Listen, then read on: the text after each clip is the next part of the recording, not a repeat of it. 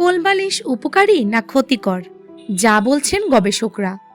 আরাম করে গা এলিয়ে ঘুমানোর সঙ্গে কোলবালিশের এক অদৃশ্য সুতোর যোগ আছে। একটি পেলেই আরও একটি প্রয়োজন বোধ হতে থাকে। গবেষণা বলছে অভ্যাসটি নেহাত খারাপ নয়, বরং কোলবালিশ আরাম দেওয়ার পাশাপাশি তাকে জড়িয়ে ধরে শোয়া মানুষটির অজান্তেই কিছু বাড়তি উপকারও করছে। যদিও সেই উপকার সত্যি হচ্ছে কিনা তা নির্ভর করবে কিভাবে কোলবালিশকে জড়িয়ে ধরা হচ্ছে তার ওপর। গবেষকরা বলছে শিরদাঁড়ার স্বাস্থ্য নির্ভর করে শোয়ার ধরনের ওপর। ঘুমানোর সময় দীর্ঘক্ষণ শিরদাঁড়া বিশ্রামে থাকে, সেই বিশ্রাম কিভাবে হচ্ছে তা গুরুত্বপূর্ণ। গবেষকরা বলছে শিরদাঁড়ার স্বাস্থ্য নির্ভর করে শোয়ার ধরনের উপর। ঘুমানোর সময় দীর্ঘক্ষণ শিরদাঁড়া বিশ্রামে থাকে, সেই বিশ্রাম কিভাবে হচ্ছে তা গুরুত্বপূর্ণ। তারা বলছেন পাশ ফিরে ঘুমানোর সময় যে পাটি উপরের দিকে থাকছে সেটি যদি নিচের পায়ের থেকে কিছুটা উঁচু করে রাখা যায় তবে তাতে শিরদাঁড়া ভালো থাকে।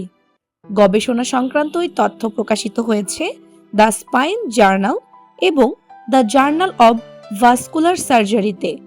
ইন্টারনাল মেডিসিনের চিকিৎসক আর দত্ত বলছেন বেশিরভাগ মানুষই ঘুমানোর সময় কোনো এক পাশে ফিরে ঘুমান, কিন্তু ঘুমানোর সময় যদি দুটি পা এবং পায়ের হাঁটু পরস্পরের সঙ্গে ঠেকে থাকে তবে দীর্ঘদিনের ওই অভ্যাসে শিরদাঁড়ার নিচের অংশ বা কোমরের নিচের হাড় বেঁকে যাওয়ার সম্ভাবনা থাকে।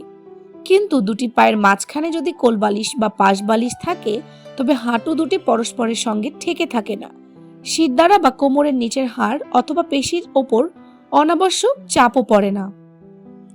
পাশ ফিরে শোয়ার সময় হাঁটুতে হাঁটু ঠেকে গেলে পেশির ওপর যে চাপ পড়ে তা না পড়লে সায়াটিকা, আর্থ্রাইটিসের মতো সমস্যাও দূরে থাকে বলে জানাচ্ছেন চিকিৎসক দীপক কুমার মহারানাও। তিনি বলছেন ওইভাবে পায়ের মাঝখানে বালিশ দিয়ে শোয়ার উপকার মিলবে পরবর্তীকালে। নাছোড় ব্যথার রোগ এবং পেশি দৌর্বল্যের ঝুঁকি কমবে। অর্থাৎ কোলবালিশ নিয়ে শোয়ার অভ্যাস খারাপ নয় মোটেই, বরং দেখা যাচ্ছে তা উপকারী। তবে কোলবালিশ কেবল পাশে নিয়ে শুলে লাভ হবে না, কোলবালিশে পা রেখে ঘুমোলে তবেই উপকার পাওয়া যাবে।